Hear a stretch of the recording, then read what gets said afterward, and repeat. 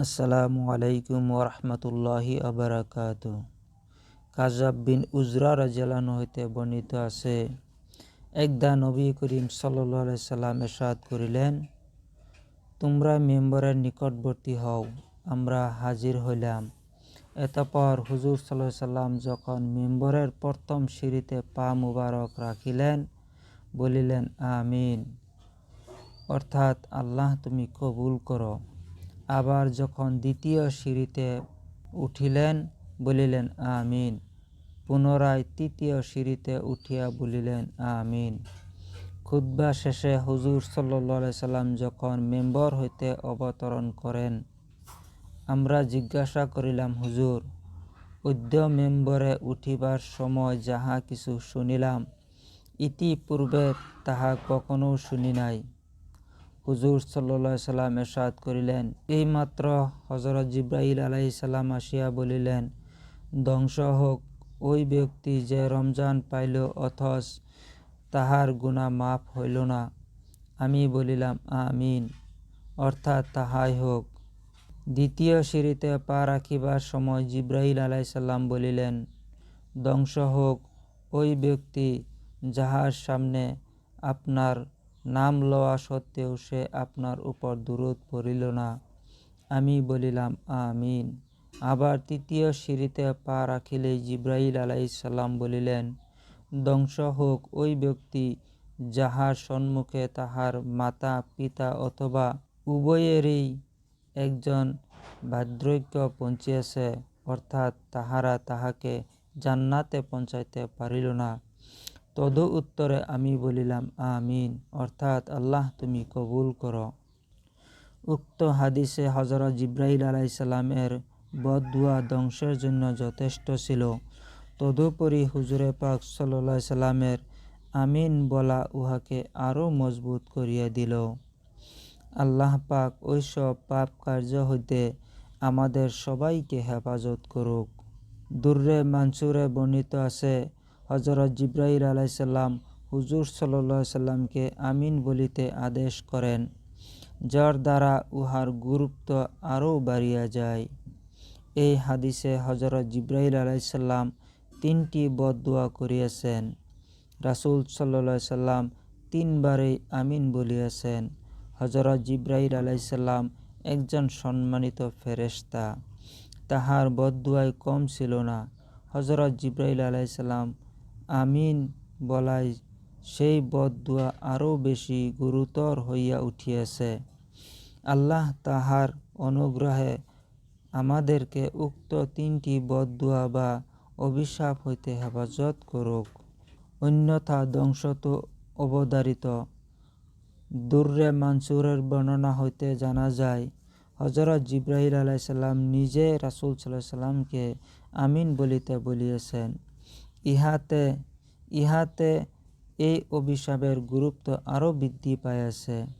প্রথম রমজান মাস অতিবাহিত হওয়ার পরও যাহার পাপ ক্ষমা না হয়, অর্থাৎ রমজানের কল্যাণময় সময়ও পাপ এবং উদাসীনতার মধ্যে কাটিয়া যায়, রমজান মাসে আল্লাহর রহমত ও করুণা ধারা বৃষ্টির মতো বর্ষিত হয়।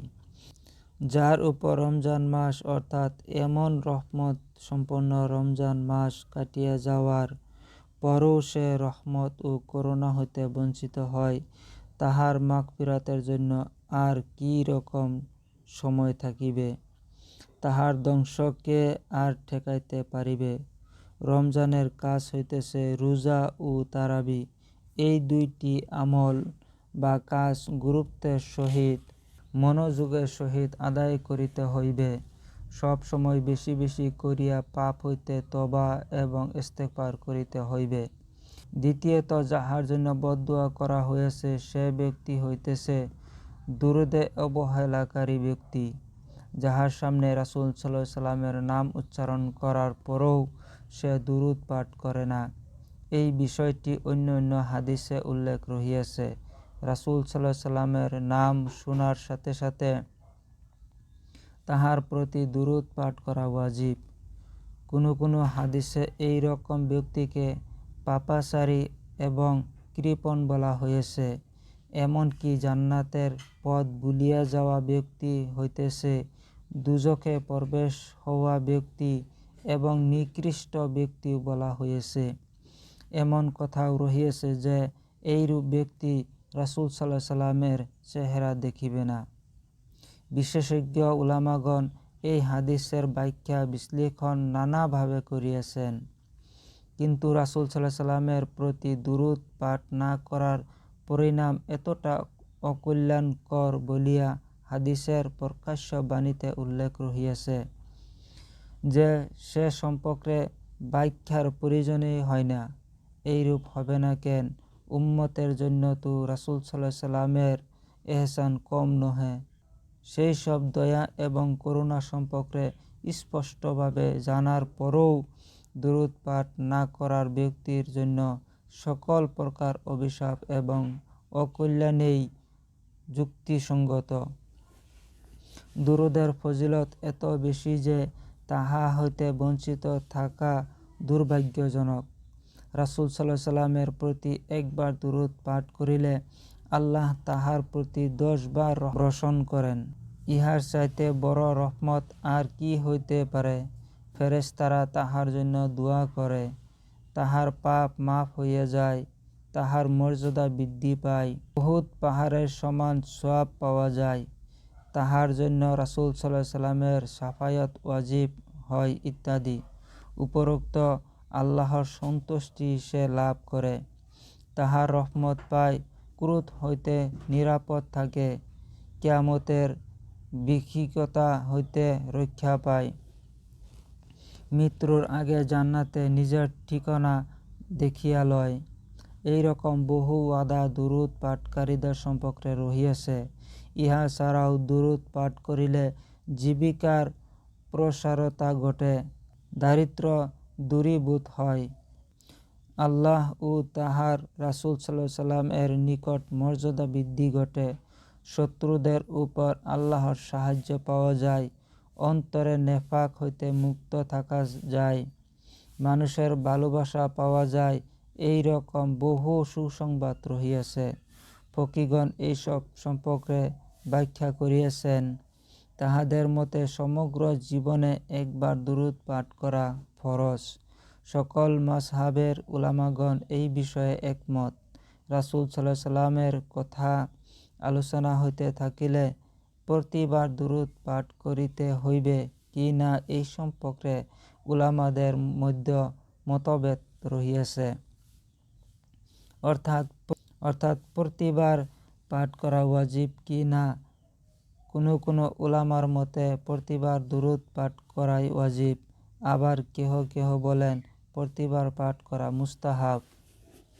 তৃতীয়, এমন ব্যক্তি যাহার বৃদ্ধ পিতামাতা উভয়ে অথবা তাহাদের একজন জীবিত রহিয়াছে, কিন্তু সে তাহাদের খেদমত করিতে পারে নাই, সেই খেদমত করিয়া জান্নাতের উপযুক্ত হইতে পারে নাই।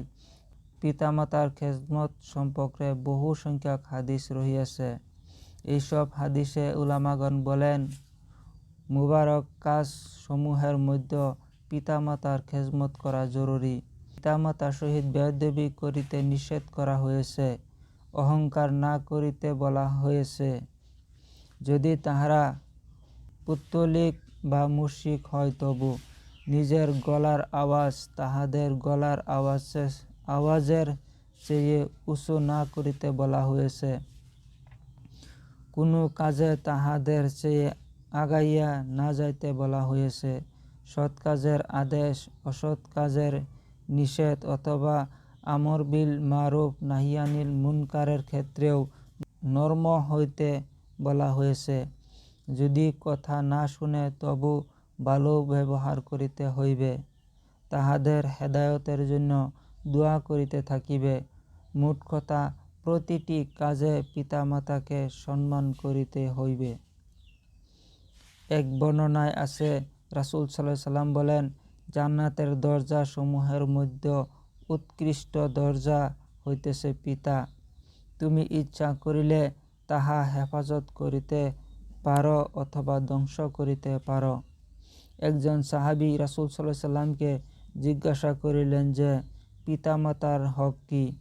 তিনি বলিলেন, তাহারা তোমার জান্নাত বা দুজক, অর্থাৎ তাহাদের সন্তুষ্টি জান্নাত পাওয়ার নিশ্চয়তা আর অসন্তুষ্টি জাহান্নামে যাওয়ার নিশ্চয়তা।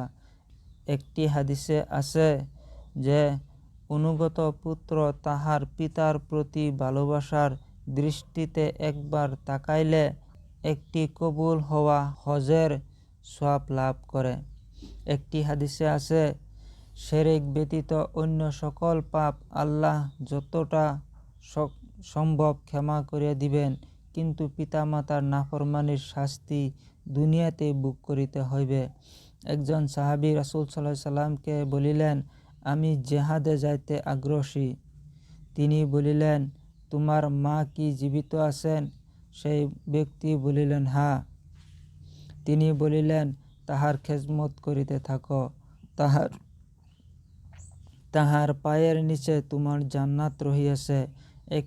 একটি হাদিসে আছে, আল্লাহর সন্তুষ্টি পিতার সন্তুষ্টির মধ্যে, আল্লাহর অসন্তুষ্টি পিতার অসন্তুষ্টির মধ্যে নিহিত।